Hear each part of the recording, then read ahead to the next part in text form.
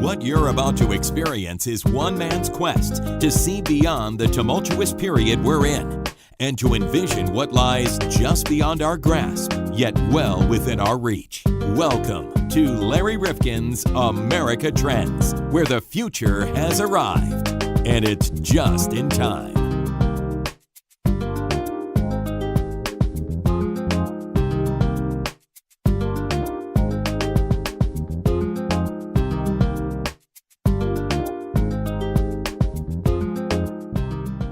Welcome back to America Trends. John Krofsick and Larry Rifkin, always trying to answer that one question. And it's a one-word question, John. Why? Why? Why? Exactly.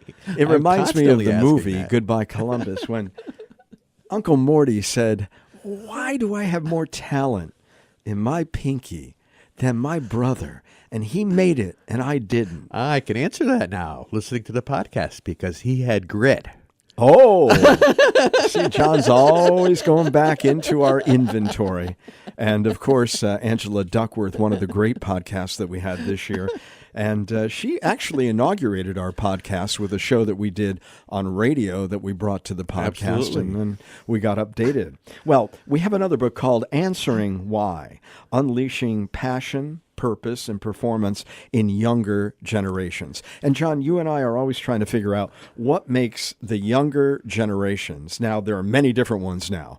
The Millennials, right. And then X Generation Z. Or Z. Yeah. By the way, Z is growing, I read, where it will ultimately be larger than the Millennials. Wow. Okay. Well, we're still trying to figure out the Millennials. I know. And they're actually becoming almost middle-aged at this point, over 35. It's interesting because Generation Z, I believe, is defined by the year of birth, 1998. So now they're 20, 21 years old, right. And they're coming into the workforce, and they're going to be a larger cohort than even the Millennials. But the Millennials are the ones in the workforce right now, and businesses had to change because of the way they operate, I guess is a good word. Well, one of the interesting things, of course, is the fact that in all of our workplaces, we've got a lot of millennials. We've got still Gen Xers because they're a little bit older, smaller. And then, of course, we've got baby boomers who are still, to some degree, hanging on, or at least not giving it all up. We're very reluctant to say we're done. Well, that's because true. when you think about baby boomers, John, we grew up when we were always thinking we were the youngest, the coolest, the smartest. And now, well, you go to a concert as somebody who's a baby boomer, you look around and you say, where did all these old people come from? And well, either that or you're looking around and you're saying, what are all these little kids doing here? Yeah, exactly. Either way. Yeah, how did they know who Bob Dylan is? Well, there are 6 million open jobs in America right now, John, with no one evidently qualified to fill them. Not one person. Wow. And that number evidently will grow to 11 million unfilled jobs by 2025. So we have a guest, Mark Perna, who's written the book Answering Why, about the passion and performance of younger generations. And he's going to try to help us answer that question.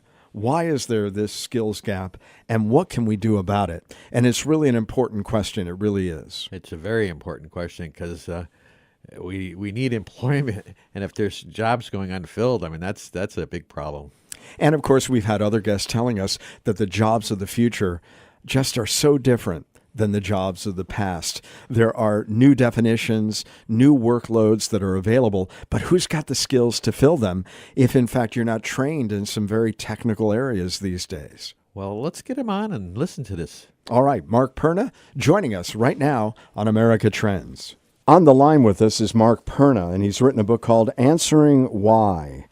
I thought that was a question we all got in a philosophy exam. Why? And then the answer was, why not?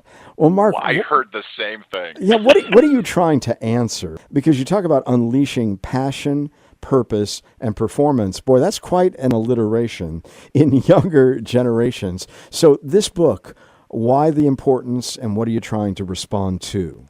Well, the reason I call it Answering Why, WHY, is because we have to answer that question for young people today. And young people could be 38 and younger. And so I find I go very differently than what most people out there. Most people out there in the world today look at young people as a challenge to be solved. And I look at them as a tremendous resource to be unleashed within an organization, a classroom, or even in the home. Because most things written about young people today is largely negatively slanted. I go the other way. I think they're the most incredible generations to come down the pike. I think they're the most intelligent, resourceful, and pit bull-like generations that we've ever seen. When they see a want to in their life, they'll move heaven and earth to get there. Our challenge, Larry, as educators, employers, and parents, is getting them to want something. That's where the game is played, because they don't readily connect to something because they really don't understand all the potential that they have. Well, I agree with you, Mark, about this young generation because I raised a couple of them myself, and I think they are just wonderful and they're inspiring, but they also really want to know what they're connecting to and that it has a bigger social value. So they ask more questions and they're just a little bit less, willing to jump into something unless they think it really has a purpose and a meaning. Well, you're right on. So I call them the Y generation, WHY generation, because they need an answer to that question for everything they do. Now, most people, like if you ask someone 38 and younger to do something, and they look back at you and they say, well, why should I do it that way? Most of us take that as a smart aleck response, and we give the all-American response back, which is, well, because I said so. But the aha moment that I get for audiences around the country is that they don't mean it as a smart aleck response. What they're saying when they say, well, why should we do something a certain way, is that they're saying, hey, look, you know what? I'm unique, I'm special, I'm important, I'm intelligent, I'm resourceful, I know how to use technology. Why do we do it this way? Because there has to be a better way to do this.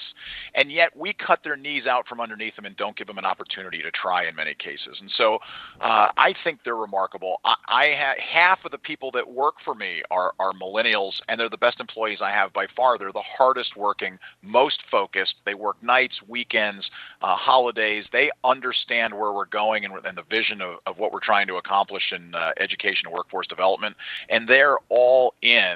And so there are millions like them all over this country. And basically, many of them are non-unionized. In other words, the private sector unions are so much less today in terms of their numbers than they were in the past. And they're working in unique new kinds of fields. So this is not a worker who you can typify if you're trying to compare them perhaps to many of the experiences that we, or my generation, the baby boom generation, we worked at a different time, a different era, in different types of jobs. So true. And the perspectives were different. It's kind of what I call the generational rift. I mean, I'm a baby boomer like you. I was like the very end of the baby boomers. And many of us, meaning boomers, older generations, look at younger generations like they're missing the boat. And many younger generations look at us and say, you know what, you guys are missing the boat. And it's just from a different perspective. They look at things very differently, and the world is a different place. There's different assets and resources available to them than there were to your and my generation, and so they are able to wrap their heads around these things and their arms around these things. But it all boils back to they have to have purpose. There must be purpose and something to connect to. I'll give you a great example of this. Deloitte, the global accounting and consulting firm, did a survey of millennials, and this was about 15, 16 months ago. And what they found is astonishing to me. So 68% of female millennials and 64% of male millennials, so 2/3 of what is now the largest working generation in this country, plans to leave their current job by the year 2020. That is a cataclysmic shift in workforce development. The number one reason given was that they no longer want to work in an organization where pursuit of the almighty dollar is the only outcome. They want to work in an organization that gives back. They want to work in an organization that has purpose. They want to work in an organization where the pride of their contribution will add to the greater good. And you know what? Larry, that's not a bad thing. No, not at all. But business and industry is going to struggle with that reality, because most business and industry folks that I talk with, and I was just with executives from John Deere a week ago, but most that I talk with, they're so concerned about this revolving door as employees come in and go out, that they don't realize that today's young people, they don't want to be there just to make money and for shareholder value. And yet that's the idea of a business. So there's a real juxtaposition there, that they have to come closer to also making a difference in their communities. And what kind of mismatch is there, not only with that proposition, but also the fact that we baby boomers, we used to stay at our jobs for 15, 20, 30 years, our lifetime, and this is much more transient. And is that coming more from the young people, or is that coming from the types of industries that now don't necessarily acknowledge some of the contributions that these young people are making? What's going on there? And again, is there some confusion between the bosses, who still may be baby boomers, and these millennials who are their workers? Well, I mean, I think you hit on a couple of key points, but I'll add to those points. Loyalty is a big thing. So, when you and I were growing up, people stayed at their companies because there were long-term pension plans, there were reason to stay, there was a great loyalty involved on both sides of the coin. Today, neither are really loyal. Young people aren't loyal, but to be fair, the employers in many cases aren't all that loyal either. And again, that's a broad stroke that I'm painting, and it's not true everywhere. But there are a lot of employers that aren't necessarily, they're kind of churning and burning through a workforce as well. And so the ones that are thriving today are the ones that are really taking the time and the effort to understand young people, and again, view them as, not a challenge to be overcome, but a resource, a tremendous resource to be unleashed within their organization. And that's really the difference between previous generations and this generation, is that we have to look at them with different eyes in order to be able to unleash them. And what is it that we're missing most often when we're recruiting a young person and trying to get them into our companies? What are we missing about their mindset most often? Number one is that experience is everything to them. They want experiences. They want them with their friends. They want them with their family. They want them online. They want to travel the world. They're environmentally conscious. They're constantly looking for a way to make a difference. That's number one. Number two is lifestyle is the most important thing. I tell educators this all the time, is that they are looking for a lifestyle. And careers actually become a lifestyle decision. So more than half of every decision a young person makes is based on how it affects their lifestyle. So in order to be able to connect with them and get them in the recruiting process, whether it's to get them into a school, or get them into a particular employment situation, is you have to discern and help them understand what lifestyle are they looking for, and how can this opportunity meet the perfect intersection of career and lifestyle and work for them. You'd be surprised how many young people today go into the healthcare field, like, they'll go into nursing or something, and they don't like to touch people. And they realize that down the road, as they're 4 or 5 months into a nursing program, it's like, I don't really like to touch people. Well, you picked an odd career to go into if you don't like to touch people. And so these kinds of things happen all the time. Well, maybe they want to go into telemedicine, which is another growing area. But having said that, I guess use the cursor there, but don't touch the person. Let me ask you, the book is called Answering Why, and you remind us that we've got this national skills gap crisis going on. Put that into some context for us as to what you've been telling us about the interests of young people and their motivations. Right. Well, to explain the skills gap quickly and easily for the audience is that, there are millions of people unemployed, but there are millions of jobs that are open. The people who are unemployed can't do the jobs that are open. And so the current skills gap in America sits at 6.7 million jobs that are open that we cannot fill, that employers are crazy to get people into these positions. They're high wage, high demand at every level, and so it's grown 19 straight years in a row, and we're not getting our hands around it. And so that skills gap exists because, I joke all the time. I say, I don't think we have a skills gap in America. I think what we have is an awareness gap in America. gap is that young people don't truly understand that, all of these jobs are available in really high paying industries like, aviation and aerospace, manufacturing, construction, healthcare, and many others. And that we need to open up the field for young people today to understand that there are lots of ways to get where they want to go in life.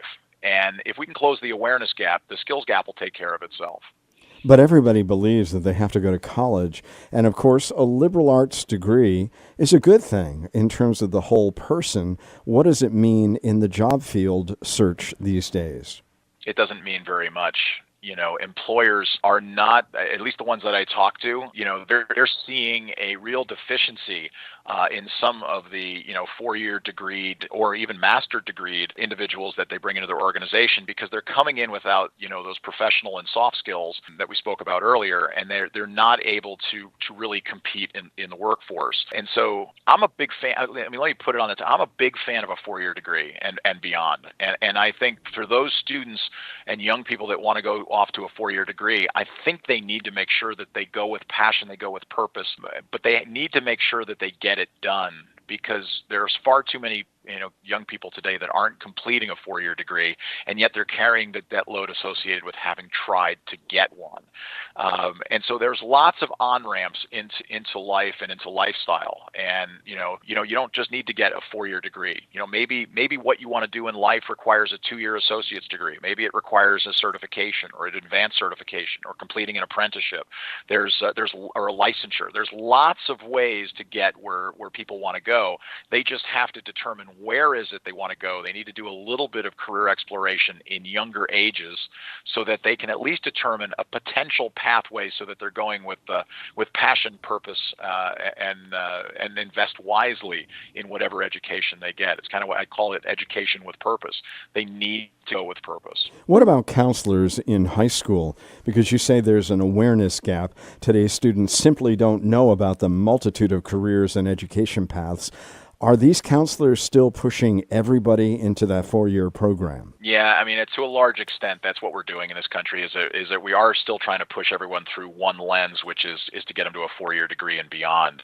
And there's no doubt about it, that can be an incredibly rewarding and valuable thing. The challenge is that there are so many other opportunities, and so counselors, principals, superintendents at school systems. That's really why, and one of the reasons I wrote Answering Why, is that I wanted to have this dialogue in this country that there are lots of options and opportunities available to our young people, but they just don't know that they exist. Their parents don't know they exist. In many cases, community members and community leaders don't know they exist. And so we have to raise the awareness of these things so that students can pick whatever way they want to get, whether they want to go to a 4-year degree, whether they want to go to 2-year, whether they want to go to certifications. They pick the way they want to get to, the destination they want to get to based on their own unique interests, talents, and abilities, and then they focus and then get where they're going to go. And Larry, I've actually got an example of this if you want to hear one. Sure. I'm in Davenport, Iowa last week. This was just last Friday, and I'm at the John Deere Davenport Works. I'm getting a tour of a 2.2 million square foot facility where they make heavy construction equipment and various pieces of agricultural equipment. And I'm walking through. I meet this young woman. Her name is Megan. She's 24 years old, and I just started chatting with her. And I said, I'm curious. I'm like, where'd you go to high school? And she said, well, I went to Davenport West High School. I'm a welding. I studied welding there along with my academics, and I got all my certifications. And when I graduated high school, I went to work at John Deere. I worked there for a year. Then they paid me 2/3 of my education to go and get a bachelor's degree. So she's 24 today. She's got a bachelor's degree in business.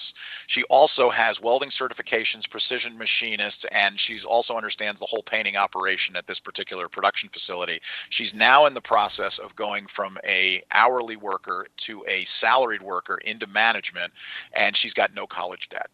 And I said, you seem pretty excited about all this. She says, I love where I'm at in my life. She says, I've got a lot of friends who went to a 4-year, school immediately out of high school, and today a lot of them are just in retail or doing something that has nothing to do with the degree that they got. Meanwhile, she is focused and she's performing, and that to me is a competitive advantage in this world. Well, there are a lot of people. I've been on a lot of college campuses lately because of some of the consulting and volunteer work that I'm doing, and I see a lot of young people. and they may be in communications, history, political science, philosophy. So when they come out and they're alongside an engineering degreed person, a pharmacist, but they come out and they're a little bit lost in this new world, and yet they really do want to do something with purpose. What happens to them? Can they be trained? Can they be educated specifically in a career path that they might not have considered? What happens to them? Yeah, I mean, they can accomplish anything they want. They just have to be focused on where it is they want to go. And so to me, step one is determining where do they want to go, what kind of career and occupation. There are tons of organizations in this country that will train you for the technical skills and the professional skills that are necessary in order to achieve at a very high level within those industries. But what it takes on the other side of that is somebody that has the want to do it, and that to me is the critical component. They have to see a light at the end of the tunnel for what they want to do. What is their career? What does their lifestyle look like? And at that moment, you can take that person. And I've had large corporations tell me this: we can take anyone who has the kind of want to be here. We can teach them whatever we need to teach them and set them loose. But it takes the want to do it. The career tree. This is something that was crafted by about 150 professional educators to show students and parents all the job availabilities. Do most people even know this exists? No, this is a concept that I came up with 4 years ago, and it's starting to go into K-12 school systems and middle schools in order to start bridging that awareness gap in our students, so that we can connect the dots that you can get anywhere you want to go, but first determine where would you like to go. Where, like, even if you can change your mind, next week, next month, next year, pick a direction for now, so that at least you're heading down, that tunnel to that light at the end of the tunnel, and you can morph anywhere you want. But you need to have some kind of a framework to start having that career development and that career exploration discussion. And so the career tree is that solution, and it allows young people and their parents to see what's possible in any kind of a program or pathway, middle school, high school, and then even on into college. And you argue, Mark Perna, that we're at a Branch Creek moment. What does that mean? Branch Creek is a metaphor that I use. And so if you and I climb a tree, right, we go up. The whole idea of getting into a tree is to go up as high as you can. You go out on a really firm limb. You're standing there for a while, and all of a sudden the limb underneath you cracks. And if anyone's ever been in a tree and had this situation happen, you get that feeling in the pit of your stomach. I call it the four-letter expletive feeling, right? And there are three things that happen at that moment. Number one, you become singularly focused. Doesn't matter what stresses and challenges brought you into the tree, you're focused, at the task at hand. Second thing that happens is you start strategic planning. How are you going to get out of this? How do you get back to the safety of the trunk? What are you going to grab? Where are you going to fall? Third thing that happens is you take action. In fact, I would submit to you that you take massive action. And all three of those things, focus, plan, and action, happen in the blink of an eye. Well, I believe that happens in our lives all the time. That anytime there's a fear of loss or sense of urgency, the branch creaks underneath us, and it forces us to focus, to plan, and to take action. And that can happen in a personal way, but it can also happen in a national way. And the skills gap right now, to me, is a Branch Creek moment in a national way, because we need to focus, we need to plan, and we need to take action to solve the skills gap. Because if it continues to expand as it's done in the last 19 years in a row, business and industry is going to start moving more offshore. They're going to start adapting to things that, if they can't find the workforce here, they have to go somewhere to find the workforce. And so they're dying, at least the ones that I talk to, they're dying to get together with education and solve the awareness gap, so that we can have a steady stream of qualified workers at every level within an organization coming out of schools and heading in. So that's kind of what my mission is out there. We did a podcast recently about a lot of people going for master's degrees.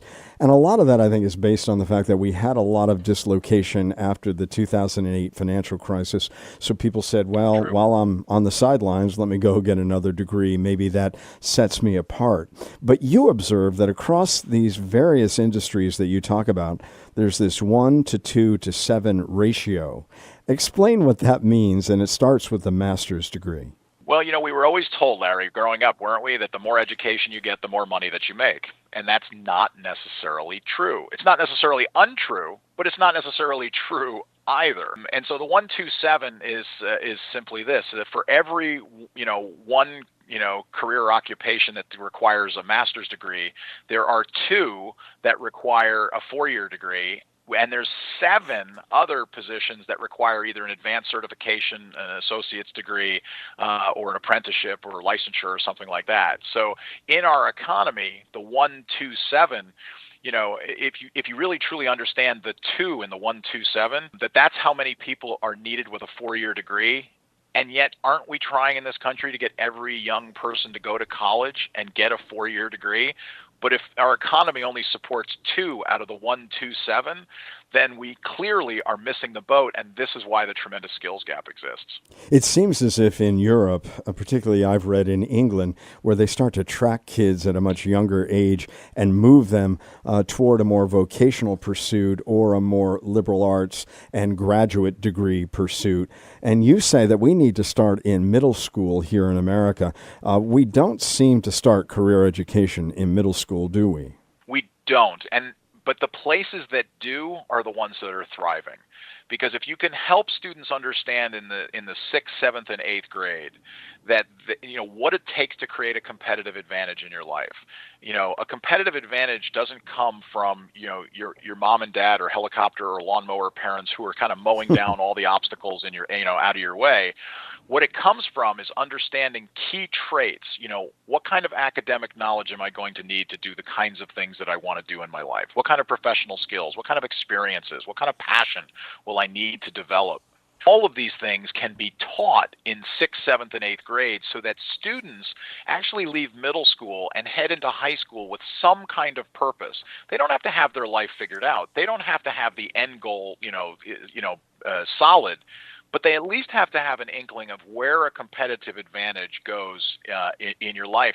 And so I'm a fan of actually teaching young people the concept of a competitive advantage. We teach them, math and science and social studies and all these things. We should be teaching them about competitive advantages, goal setting. We should be teaching them about how they can grab a hold of their life and accomplish anything they want as long as they see, a light at the end of the tunnel and they start moving down the tunnel to achieve that want. Mark Perna is the CEO of TFS Results and also the author of Answering Why, Unleashing Passion, Purpose, and Performance in Younger Generations. The book help us to understand who should be reading this book and for what reason. The book was written for employers, educators, and parents, for anyone who truly wants to tap in to the extraordinary younger generations, and that's anyone 38 and younger. So I wrote the book really as a guidepost, as a way to understand how young people think, what makes them tick, and then the strategies, the simple strategies that you can employ immediately in order to be able to connect and engage with them, which ultimately unleashes their passion, purpose, and performance. And so young people want to perform at a high level. They're just in this world today, they're nervous about what to do. They don't want to make a long-term decision. So we have to help them create this want to in their life. And the book is developed to help educators, employers, and parents do just that. And with 6 million jobs going wanting, how much time do we have before this really crashes what is considered to be a growing economy? Because there have to be so many companies out there today who are letting these jobs go wanting because they just don't have the applicants. It's so true. I mean, this is a critical challenge that we've got in the economy, is that business and industry they're trying to accept more business. For instance, I know a contractor out in the Baltimore area in Maryland, and they are struggling because they can't find the employees to cover the backlog of work they have in this construction firm. And so they're struggling to try to put together the workforce to accomplish the things they already have in the backlog, nonetheless to what they're trying to go out and sell and bring into the business. And that's just one out of thousands of businesses that are in this predicament. When we do look at this, you say that these young people, whom you really understand, I mean, you really seem to get into the mindset of the Millennials and Generation X. What is it about you and your background and this book that allow you with such confidence to tell us who they are and what they really want out of a life experience and a work experience? Larry, what a great question. A couple things. One, I've been a full-time. I've been a single dad for 22 years. So I raised my two sons, and they're now 31 and 29. And I'm very proud of both of them. They're very successful. They're independent, self-reliant, and I haven't written a check to either one of them in the past 10 years. So that's success, Larry. And then also I've been working in education and workforce development. So I've been in schools and workforce development organizations for the past 22 years as well. And because that's when I started this company when I became a single dad and went through a divorce back in 1996. And so every day I'm with young people and working with administrators and teachers on how to unleash passion, purpose, and performance. So after doing this for 22 years, that's where the book came from. So it's all of the strategies and the things that I have garnered working with my clients over the last 22 years, and it's all distilled down into a very simple read, but it also allows you the strategies that you can be impactful immediately in your organization. How hopeful are you that we're going to figure this out and really help these wonderful young people, and I agree with you about this generation, but really figure out what their purpose is and make that a productive excursion for them, for our economy and our country? How confident are you? I'm pretty confident. I'm very optimistic that we can solve this. I'm on the stump everywhere I go. The message resonates that we need to make a change, that we need to, unleash passion, purpose, and performance in young people. What's missing is just the tactics to do it. So no, I everywhere I go, I'm thrilled with people of all ages, young people, older people. Everyone seems to gravitate to how to connect with young people, and they're getting the results when they implement the strategies. So I'm very optimistic. We do have to, get this message into the hands of legislators, and so that we're talking about how we make a systemic change in this country to education and workforce, and how we bring business and industry and education closer together, so that we're driving education closer to the needs of business than simply just giving them, a piece of paper.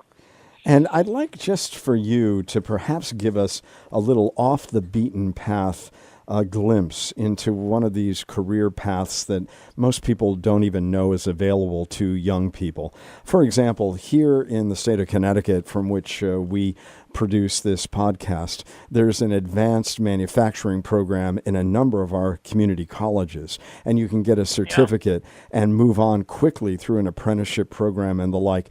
How many of these types of programs are out there, and what is it that might surprise somebody listening about the availability in a particular skill area that they perhaps never imagined? Oh, man, that's a great question, Larry. There are lots and lots of these programs going on right now across the country. They're going into community colleges. They're going into some cases high schools. They're going into career centers. They're going into technology centers. So these are becoming very prevalent out there because, the certainly advanced manufacturing field is one that's being severely hit by the skills gap. What's amazing is that they're extremely high-paying jobs, and employers are screaming for them. So for a lot of these organizations that have these kinds of, for instance, in Connecticut, my guess is not knowing your state intimately at this point, but my guess is that every one of their graduates immediately gets placed with a major manufacturer. That's virtually the case, yes. Yeah.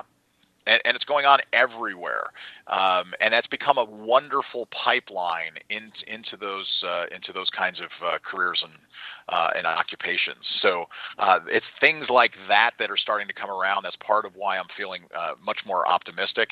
Is that there's a lot more advanced manufacturing, cool programs I see out there. I mean, there's a high school career tech center in Salem, Oregon, that has a drone and robotics program. You literally take this program, you get an FAA drones pilot license at the end of it. You're 18 years old, right? You're just graduating high school. You have an FAA drones pilot license. You understand robotics. From there, you can go off to a 4-year university. You can go into engineering. You can go directly into a field. You can take that and go almost anywhere and begin working. It's a lot of programs like biotechnology, all kinds of healthcare industries. So there's incredible things that are possible. Young people just need to make and avail themselves to these incredible options and opportunities. Well, given that you've looked at the spectrum of these, I do want to inoculate people who are listening, because I know that nothing succeeds like excess in America. And when you see the fact that there are all these jobs wanting and the opportunities that may exist, there's got to be some people coming forward, I hate to say this, in some for-profit educational settings that might not be doing the best for some of these young people, but doing well for themselves. So how do we differentiate programs that are really going to get you a job and an opportunity, as opposed to those that may be there for another reason? Yeah, no, that's a great point. And I can't speak specifically to a lot of the for-profits because I actually rarely work with any of them. So I tend to work with community colleges, technical colleges, career centers, unified school districts, comprehensive school districts, and a lot of them, at least all the ones that I've worked with and the ones that I'm aware of, are doing phenomenal work. And they're raising the bar on what's possible out there and connecting the jobs and the careers and the occupations with the young people, and they're doing everything they can to try to change the narrative and the paradigm in this country. So I think what I would say to people is certainly kick the tires before you invest a dollar anywhere. Certainly before you take loans for any kind of education, determine where it is you want to go, but then make a wise decision. Make one that's good for you and your family. Invest wisely, go with passion, go with purpose, but then make sure you get it done. All right, great. You're a tremendous resource. We're so glad that you've been a part of America Trends today. The book is called Answering Why by Mark Perna. And Mark, if people want to reach out to you and learn more about the work that you're doing, how can they do that? They can reach me at my website, which is markcperna.com. Mark, C is my middle initial, so it's MarkCperna, markperna.com, markcperna.com. And there's all kinds of resources on there, all the things that I'm doing, the speeches that I give around the country, and there's also a whole bunch of free resources, like a book study guide for anyone that wants to drive this through their whole organization. It's all the content and application questions for every chapter in the book. There's a free action guide. There's three 30-second ways to make an impact in the younger generations. It's a 90-second read. That's all free. And then there's also a parent-child career conversation starter. So all of that's in the resources section. It's all free for anybody that wants to download them and take them from there and start their journey and connecting, unleashing passion, purpose, and performance. Well, you may be a baby boomer like me, but you sound so inspired, as if you were one of those 38 and younger. And we're so glad that you could participate with us today. Again, Mark Perna, Answering Why on America Trends. Thanks again. Thank you, Larry.